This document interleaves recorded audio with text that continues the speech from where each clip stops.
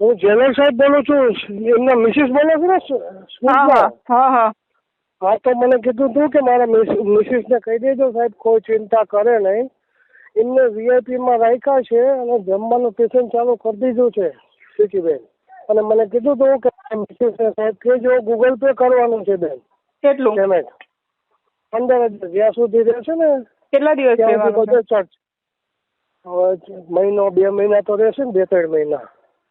જો ભગવાન કરે તો 90 દિવસ તો પાકા જ બેન. 90 દિવસ? લાજપુર જેલમાંથી છે ને મને 8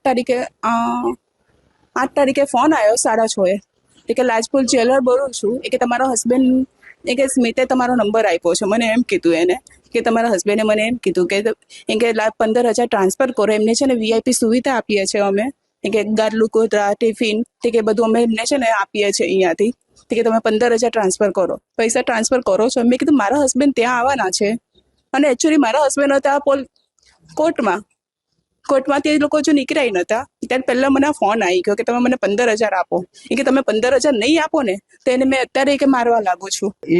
એની એક થોડી તપાસ કરવામાં આવી તો એ કોઈ પણ જેલના કોઈ કર્મચારી કે અધિકારી નહોતા, એટલે કે જેલના કર્મચારી અને અધિકારી તરીકે ઓળખાણ આપી અને કોઈક નાગરિકે એમનું નામ વટાવી અને ખોટી રીતે લાજપુર જેલમાંથી આ રીતના માહિતી મેળવી, એટલે કે આ 3 આરોપીઓ અંદર છે એવી માહિતી મેળવી, સંવેદનશીલ માહિતી મેળવી અને એનો ઉપયોગ કરી અને આરોપીઓના સગા સંબંધી પાસેથી આ રીતના મોટી રકમ પડાવવા માટેનો એક ફોન આવેલો હતો, જે અનુસંધાને આ એક અનડિટેક્ટ ગુનો રજીસ્ટર કરવામાં આવેલો છે. હાલમાં ગુનાની તપાસ ચાલુ છે.